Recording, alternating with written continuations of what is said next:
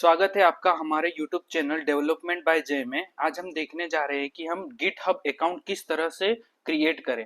इस GitHub account को create करने के लिए हमें एक जीमेल आईडी की जरूरत पड़ेगी। इससे पहले वीडियो में हमने बताया कि हम एक जीमेल आईडी किस तरह से क्रिएट कर सकते हैं। अगर अभी तक आपने वो वीडियो नहीं देखा है तो हम इस वीडियो के डिस्क्रिप्शन में आपको लिंक मिल जाएगा। उस लिंक से आप देख सकते हैं कि एक जीमेल आईडी किस तरह क्रिएट करें। ठीक है, तो गिटहब अकाउंट क्यों जरूरी होता है, पहले तो ये क्वेश्चन आता है कि क्यों। जब हम अपने किसी भी इंटरव्यू में बैठते हैं तब इंटरव्यूअर सबसे पहले हमारा गिटहब अकाउंट चेक करता है। अगर आप डेवलपमेंट लाइन में हैं, कोई सॉफ्टवेयर डेवलपमेंट या वेब डेवलपमेंट का कोर्स कर रहे हैं, तो सबसे जरूरी होता है कि आपको अपना गिटहब अकाउंट मेंटेन रखना है। गिटहब अकाउंट में अपने सारे डॉक्यूमेंटेशन, कोड, जो भी आप प्रोजेक्ट बनाते हो वो सब वहां पर लाइव होता है। आप उस कोड को पब्लिकली गिटहब पर अपलोड करना होता है, जिससे इंटरव्यूअर आपका कोड और आपके काम करने का तरीका सब वो देख सके और आपको हायर करने में गिटहब अकाउंट बहुत ही मदद करता है।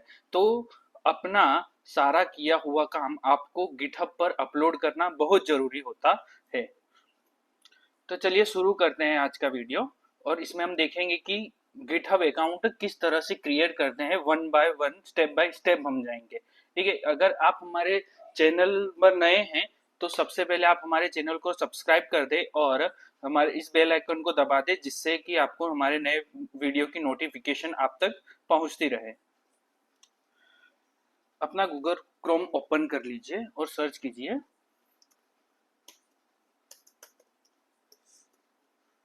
Sign up GitHub account. पहली लिंक पर आपको गिटहब की ऑफिशियल वेबसाइट दिख रही होगी, आप इस पर सब क्लिक कीजिए। ठीक है, आपको कुछ आपके सामने ऐसा इंटरफेस आ रहा होगा। ठीक है, यहाँ पर अपनी डिटेल्स फिल कीजिए। यहाँ पे जैसे मेल आईडी, तो आपको किस मेल आईडी से इसको एक्सेस करना है तो वो डालेंगे।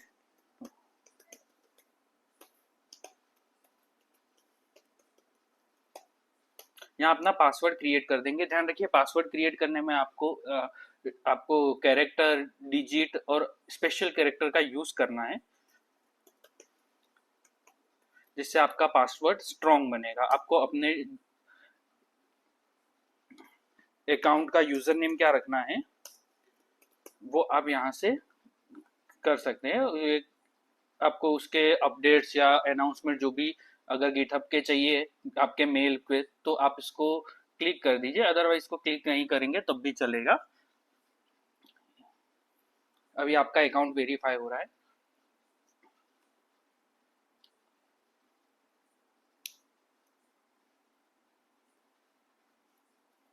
आपका वेरिफिकेशन कंप्लीट होने के बाद कुछ इस तरह से इंटरफेस दिखेगा आपको, और एक कोड, आपने जो मेल आईडी आप डाली है ये वाली, आप उस पर आपको एक कोड जाएगा जिसे आप यहाँ कॉपी पेस्ट कर सकते हो। ये देखिए, यहाँ हमारा एक मेल आ चुका है। यहाँ से इस मेल आईडी को कॉपी कर ले और इसे यहाँ कोड को पेस्ट कर दे और कंटिन्यू। देखिए, आपका जीमेल अकाउंट क्रिएट हो सकता है। सिंपली यहाँ से अब इसको आप साइन, जो आपने नाम रखा था वो आप यहाँ पर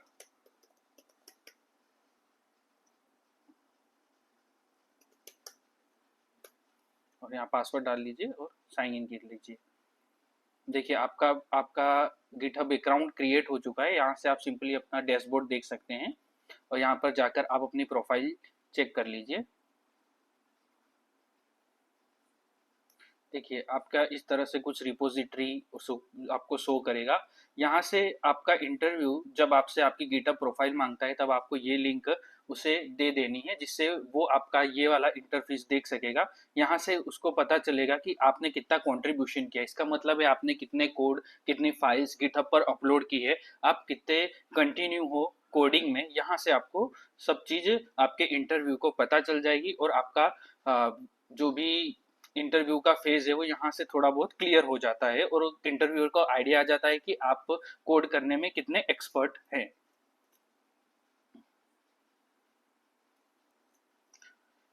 इसके बाद आप यहाँ से अपना प्रोफाइल एडिट कर सकते हैं, जैसे नेम, बायो। ये अभी जरूरी नहीं है, पर आप जब फ्री हो, इसके ऊपर अलग अलग वीडियो भी बना सकते हैं। गिटहब अपने में एक बहुत बड़ी क्या बोलते हैं उसको, बहुत बड़ा एक समंदर है जिसमें से अपने को थोड़ा बहुत यूज करना है। ठीक है, यहाँ से आकर अपने अपनी प्रोफाइल अपडेट कर सकते हैं, अपना फोटो या आपको जो भी चीजें अपडेट करनी है वो यहाँ से आप कर सकते हैं। ठीक है, वो अब हम अभी हम नहीं देखेंगे। अभी हम देखेंगे कि गिटहब में एक रिपोजिटरी कैसे क्रिएट करते हैं। मतलब रिपोजिटरी का मतलब यहाँ पर होता है कि इस गिटहब में हम अपना फोल्डर कैसे क्रिएट करें, क्योंकि अपने जो भी कोड होते हैं उसे फोल्डर वाइज सब अलग अलग रखने पड़ते हैं। तो यहाँ पर फोल्डर का मतलब होता है रिपोजिटरी। ठीक है, तो आप अपनी रिपोजिटरी सिंपली क्रिएट करने के लिए यहाँ पर आ सकते हैं। ये अपना आइकॉन होता है गिटहब का, गिटहब के आइकॉन पे, प्रोफाइल आइकॉन के नीचे भी योर रिपोजिटरीज आती है। यहाँ आपने कितनी रिपोजिटरी क्रिएट की है वो यहाँ से देख सकते हैं। और योर प्रोफाइल पर आ जाएंगे तो यहाँ पर आपको कुछ ऐसा इंटरफेस दिखेगा, यहाँ से हम रिपोजिटरी क्रिएट कर सकते हैं। सिंपली आप इस ऑप्शन पर क्लिक कीजिए, रिपोजिटरी, यहाँ पर न्यू रिपोजिटरी। यहाँ क्लिक करने के बाद आपके सामने कुछ इस तरह का इंटरफेस ओपन होगा। यहाँ आप अपने रिपोजिटरी का नाम, अपने फोल्डर का नाम लिखिए। जैसे मैं यहाँ पर अभी लिख देता हूँ डेमो। ठीक है, यहाँ उसके इस बारे में डेमो लिख सकते हो, अगर अदरवाइज इसको ब्लैंक छोड़ सकते हो, पर अपने लिख देते हैं यहाँ डेमो रिपोजिटरी, कुछ भी लिख सकते हो आप। ठीक है, मैंडेटरी नहीं है। यहाँ आपको अलग अलग कॉन्फ़िगरेशन देता है यहाँ पर, जैसे पब्लिक प्राइवेट रखना हो, हमेशा आप इसे पब्लिक रखिए जिससे कि आपका इंटरव्यूअर आपके कोड को एक्सेस कर सके। अगर आप इसे प्राइवेट रखते हैं तो कोई आपका एक्सेस नहीं कर पाएगा, इसलिए आप इसे पब्लिक रखिए। रीड में फाइल ऐड कर दीजिए, इसका एक महत्व होता है जो अभी आगे चलकर हम आपको बताएंगे। ठीक है, तो रीड में क्लिक कर लीजिए, इसके बाद क्रिएट रिपोजिटरी पर क्लिक कीजिए। यहाँ से आपकी एक नई रिपोजिटरी क्रिएट हो जाएगी। ये देखिए, यहाँ से आपकी एक नई रिपोजिटरी क्रिएट हो चुकी है। अब रीडमी फाइल सिंपली ओपन कीजिए।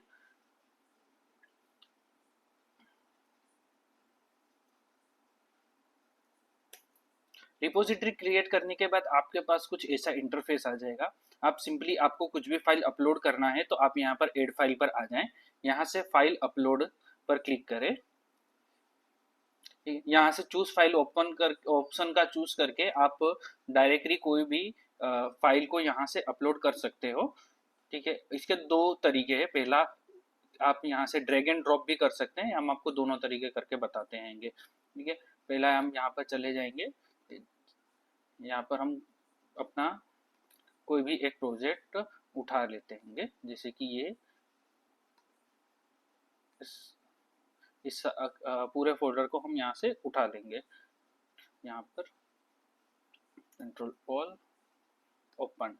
ठीक है, यहाँ पर हम अपने कमिट दे सकते हैं। कमिट का नाम होता है कि आप किस नाम से उसे अपलोड कर रहे हैं। यहाँ पर ये अभी क्रैश हो जाएगा क्योंकि ये फाइल बहुत बड़ी है। आप देख सकते हैं हमारी दो फाइल यहाँ पर अपलोड हो चुकी है, बाकी की क्रैश हो जाएगी थोड़ी देर में क्योंकि ये फाइल बहुत बड़ी है। ठीक है, यहाँ से हम कमिट कर देंगे, कमिट चेंजेस।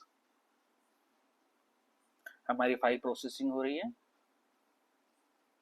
ठीक है, ये देखिए हमारा सिंपली ये हमारी फाइल अपलोड हो गई। अगर आपसे कोई आपका प्रोजेक्ट मांगता है और इसी तरह आपने एक प्रोजेक्ट फाइल अपलोड की हुई है तो सिंपली आप इस लिंक को कॉपी करके इसे आप दे सकते हैं अपने इंटरव्यूअर को। देखिए, अब हम इसी लिंक को किसी दूसरे फोल्डर, दूसरे क्रोम से ओपन करते हैं, दूसरे सर्च इंजन से, और ये लिंक यहाँ पेस्ट करते हैं तो उसको वो सीधा एक्सेस वहां पर वो रीडायरेक्ट कर देगा, जिससे कि आपको उसे पता चल जाएगा कि आपने क्या काम किया है। ठीक है, आप देख सकते हैं कि आपने जो अपलोड किया है पब्लिकली, वहां पर कोई भी आपका वो एक्सेस कर सकता है क्योंकि आपने उसे पब्लिकली अपलोड किया हुआ है। और यहाँ से आपने जिसको भी ये भेजा हुआ है वो उसे डाउनलोड करना चाहेगा तो सिंपली उसे ये यहाँ से डाउनलोड जिप करेगा, तो यहाँ से उसकी आपकी सारी फाइल्स यहाँ पर डाउनलोड हो जाएगी। देखिए डाउनलोड हो गई है। और इसे हम एक फोल्डर इसको देख लेते हैं, इसको ओपन करते हैं। ठीक है, यहाँ से इसको कट कर लिया, इसको हमने डेस्कटॉप पे पेस्ट कर लिया और इसे हम एक्सट्रैक्ट हियर कर देते हैं, extract all. Okay, extract here. आप देख सकते हैं सारी फाइल जो आपके मेन फाइल्स थी सारी यहाँ पर आ चुकी है।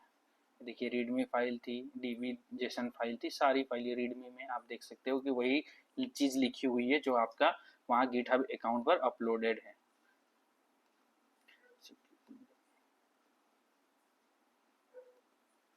ये देखिए रीडमी फाइल में इतना खाली लिखा हुआ है और आप यहाँ पर चेक कर सकते हैं अपने रीडमी फाइल में कि मेरे रीडमी फाइल में क्या लिखा हुआ है।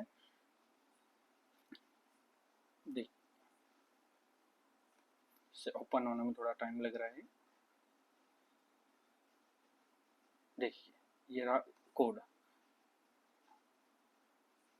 देखिए आपकी रिपोजिटरी में भी इतना ही लिखा हुआ है और आपने जो फाइल किसी को दी है उसने अगर डाउनलोड की है तो उसे भी सारा कोड मिल जाएगा। तो इस तरह से हम एक रिपोजिटरी क्रिएट करते हैं जिससे कि इंटरव्यूअर आपका कोड देख सके। तो आज हमने सीखा कि हम गिटहब अकाउंट किस तरह से बनाते हैं, हम एक नई रिपोजिटरी किस तरह क्रिएट करते हैं, रिपोजिटरी क्रिएट होने के बाद हम उस पर अपनी फाइल किस तरह अपलोड करते हैं और अपनी अपलोड की हुई फाइल कि अपने इंटरव्यूअर या अपने फ्रेंड या किसी को भी जब शेयर करनी हो तो पब्लिकली उसे फोल्डर को क्रिएट करने के बाद हम वो उस लिंक के द्वारा हम किसी को भी वो अपना एक्सेस प्रोवाइड कर सकते हैं। वो खाली व्यू कर सकता है, उस पर कुछ मॉडिफाई नहीं कर सकता। तो ये बेफिक्र दीजिए, सिक्योरिटी इसकी बहुत अच्छी है। ठीक है, तो धन्यवाद आपका हमारे साथ बने रहने के लिए।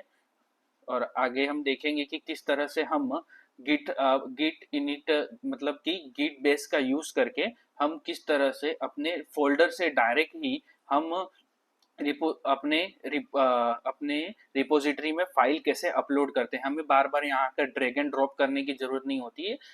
गिट बेस से हम कमांड लिख कर ही अपने सारे कोड को एक ही बार में एक साथ जितना भी कोड किया हो एक साथ अपलोड कर सकते हैं। बार बार हमें अपलोड करने की जरूरत नहीं है। ठीक है, धन्यवाद आपका हमारे साथ बने रहने के लिए और लाइक एंड सब्सक्राइब कर दे हमारे यूट्यूब चैनल डेवलपमेंट बाय जय को। धन्यवाद।